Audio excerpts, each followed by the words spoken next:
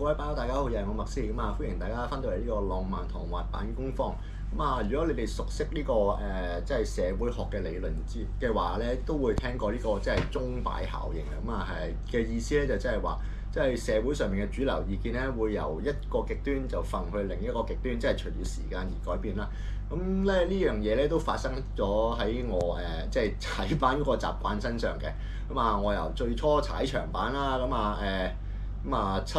，70mm 嘅碌啦，咁啊一路咁樣咧就向呢個tricks 嗰邊發展嘅，咁啊一路踩到65、60，而家踩到去56嘅，即係個碌啊越踩越細，塊板啊越踩越細啊，自然嘅咁啊翻轉頭啦。咁啊點解咧？咁因為即係踩啲咁細嘅碌咧，咁啊個 wheelbase 越嚟越細啦，咁啊好多時咧翻放工咧之後咧都要好似玩雜技咁樣先至翻到屋企嘅，咁啊開始覺得有啲辛苦個初心咧，咁都係為咗駁腳用噶嘛，咁啊由屋企去呢個地鐵站嗰個路段咧，就想將呢個15分鐘嘅行程咧就10分鐘左右啦，最近我都入咗即係幾塊呢啲pump calf 板嘅，咁啊即係以呢個踩嘅舒適度為主啦，咁所以咧都介紹下咧，即係有邊幾塊 pump calf 板咧係比較適合香港踩啊。我踩嗰段路嗰啲特性啦，咁就中間有好多斷斷續續嘅，即係過馬路啊、紅綠燈啊，咁啊我喺九龍踩啊，咁啊我除此之外，我仲要稱住塊板落地鐵啦，咁啊所以咧攜帶性咧都係一件好緊要嘅嘢嚟嘅，即係我塊板龍船咁長，咁你自然好唔即係你搬上搬落咧，自然好唔方便啦。咁呢個咧我都會 consider 嘅。第一塊original longboard 嘅Arbiter 36KT 啦，落山板啊，咁啊個 stability 咧咁啊一定非常之好啊，咁啊佢個 leg room 就一定夠闊啦，咁啊呢度咧都10寸闊嘅。咁啊我踩上去一個 leg room 絕對足夠啊，好重。咁啊佢嘅長度咧係37啦，咁啊唔算話特別長嘅，咁啊攜帶咧就唔即係呢個尺寸咧攜帶咧就唔困難嘅。咁但係啦，落山板有個問題啦，就係佢呢塊板咧9層9層嘅 plywood，咁你即係平時我哋嗰啲7層啊，咁所以呢塊板咧嗰個密度啊重量咧亦都高咗，咁所以啦呢塊板咧超級重啊！稱起上嚟咧，單手咧緊緊嘅啫。雖然呢塊板踩街好舒服，咁但係啦當你要即係有啲地方你冇得踩啊，落地鐵啊，你要稱住佢嘅時候咧，都係一個苦差嚟嘅。咁所以咧未必咁適合話喺個重量上面啦。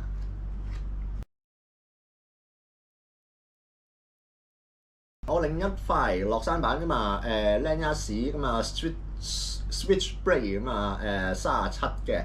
我而家就同佢配咗個70mm 嘅 Power Piloter Snake 啦，踩落去咧其實都好順嘅，leg room 都非常之足夠啊，佢都係10寸闊嘅。由於佢係一個8層嘅板啊，咁就重少少咁啊，但係咧就絕對冇呢個 Arbiter DK 咁重嘅。踩起上嚟咧，因為佢嗰個 wheelbase 超長啦，踩起上嚟咧就非常之唔舒服嘅。佢係冇 kick tail 啊，咁你咧收板嗰陣時咧就會比較麻煩啦。你一腳踩落個頭尾嗰度咧撬起佢咧，後尾我自己就加咗嗰啲嗰啲 protector 喺度啦，即係等佢冇咁傷塊板。咁但係咧我自己就唔係咁中意呢種嘅。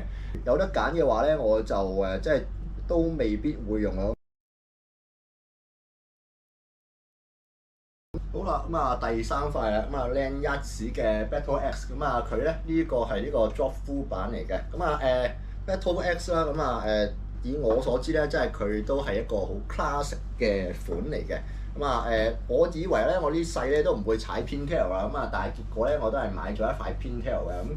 咁佢有同其他 pintail 有少少唔同啦，佢個尾咧就唔係做尖嘅，佢係做翻平嘅。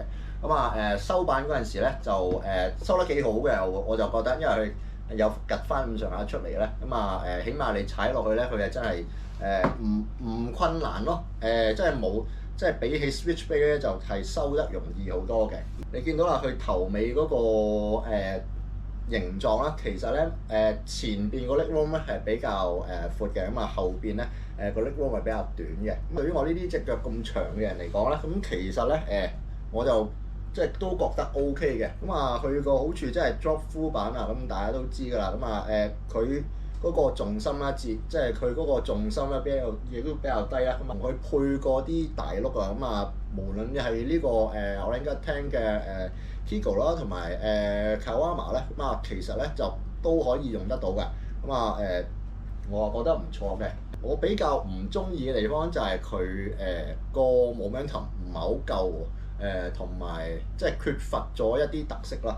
咁啊，佢都係一塊好板嚟嘅，咁但係咧就好平均，冇嘢突出，即係個長度就有啲長啦，38咁啊拎咧就即係你攞嗰陣時咧就唔會話特別方便㗎啦。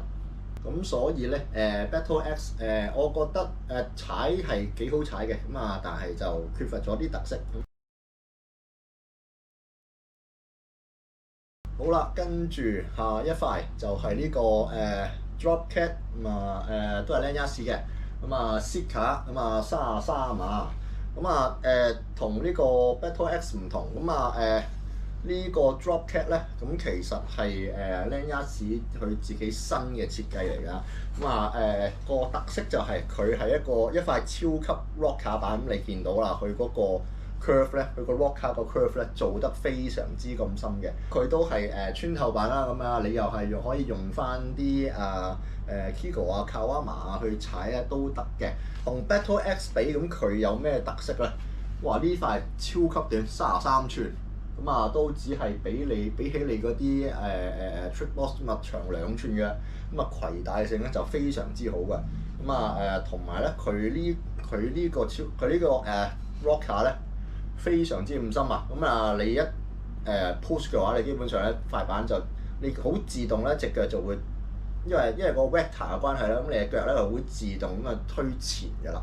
Rocker 好深啦。咁就算你用到Kawama 咁大嗰啲碌咧，你都唔覺得你都唔覺得個重心會高咗，你都會覺得個重心都係即係喺啱啱好嘅地方嘅。咁所以啦，我自己就好中意呢個Dropcat 嘅。咁但係有個問題，33寸對於我嚟講咧，實在太短啦，因為我哋腳長。咁你有個步一跨上去咧，咁基本上我個前腳咧係頂到呢度啦，咁我後腳咧係要踩喺個 Blaze Plate 上邊嘅。哇！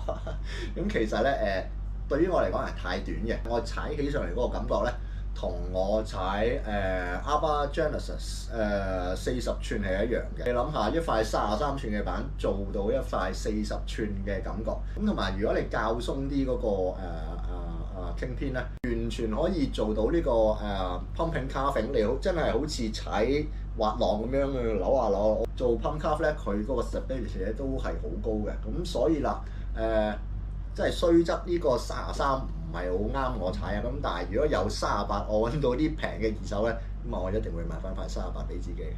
好。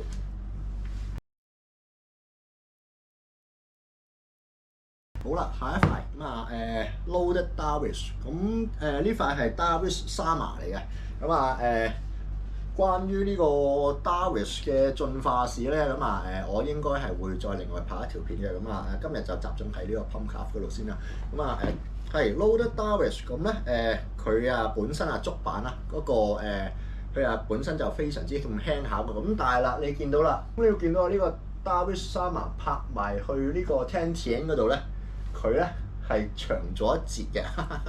咁咧佢好似40幾嘅。咁啊你嗰個因為塊板長咗，你嗰個攜帶性咧就會比較差咗啲啦。咁啊睇咗我之前 Tentian 嗰條片咧都知道啦。咁啊其實 Tentian 咧佢喺好適合咧就係喺香港踩街嘅。咁Darvish 佢再長啲，個 wheelbase 再長啲嘅話咧，可以配翻啲好細嘅碌啊。咁你嗰個 ride 咧其實都好 smooth 嘅。咁啊但係啦有個問題就係因為佢個 wheelbase 再長咗，咁啊佢個 construction 咧咁啊其實同呢個 Tentian 咧就好接近嘅。咁所以啦，你嗰個塊板嗰個 flex 咧係會加咗嘅。咁啊我而家踩緊嗰塊咧係 flex 1嚟嘅。咁啊但係啦，佢彈嗰個程度咧其實咧同 flex 2係差唔多嘅。我呢塊咧其實係 flex 3嚟嘅。咁點解我唔踩 flex 3咧？因為即係 10TN 嘅 Flex Free 咧，我都覺得有啲彈啦。呢塊咧係彈到黐線嘅，我都只能夠係踩塊 Flex 1嘅啫。塊板有翻咁上下長啦，有翻咁上下闊啦。咁其實咧佢呢個leg room 啊非常之好嘅，即係同 10TN 一樣。佢都係 camber 板嚟嘅，咁你知 camber 中間係高咗㗎啦。所以咧你踩起上嚟咧，我自己就覺得嗰個重心咧係偏高咗少少嘅。雖然我踩落去冇問題，但係覺得冇咁安心嘅。係啦，佢嚟嗰陣時咧，係配呢個Kawama，咁我一踩上去，哇！覺得自己好似喺2樓踩緊板咁啊！我炳白就將佢轉翻做呢個For President 啦。長嘅 wheelbase 咧，其實咧喺香港咧，其實有少少 overkill，即係 10TN 都做得到啦。咁佢係更上一層樓嘅話，我覺得咧有少少浪費咗嗰個長度。雖則佢有啲 overkill 但係咧做 pumping carving 嘅話咧，呢個 Darius 咧都做得非常之好啊。因為佢有翻咁上下彈性啦。你做 pumping 嘅時候，佢個力係用得幾好嘅，都容易 pump carve 嘅。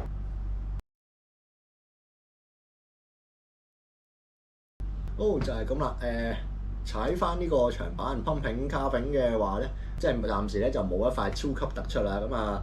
如果即係你塊板穩定嘅，速度快嘅，自然會喺重量攜帶上面做個犧牲啊。個 balance 咧，即係我就覺得係比較難搞嘅，尤其是香港呢啲咁嘅路面再加埋你要稱住佢周圍走即係所謂針冇兩頭利啦。即係你要容易攜帶嘅塊板又唔可以太長，又唔可以話重。但係咧，你塊板冇翻咁上下長，冇翻咁上下重嘅話咧，你踩起上嚟咧又唔夠順滑，又唔夠穩定咁所以呢個都係一個即係香港 skater 嘅難題嚟㗎啦。唔緊要啦，即係我都係會繼續試各類嘅二手板嘅。試完咧又俾翻個包膠大家冇錯啦。咁即係你哋睇我呢個頻道都係因為即係我會試各式各樣古靈精怪嘅嘢呢啲嘢留翻俾我做啦。試完之後咧，我都係會俾翻個包膠大家嘅。好啦，今集咧就係咁多先。下集我哋繼續講啲有趣嘅嘢。拜拜。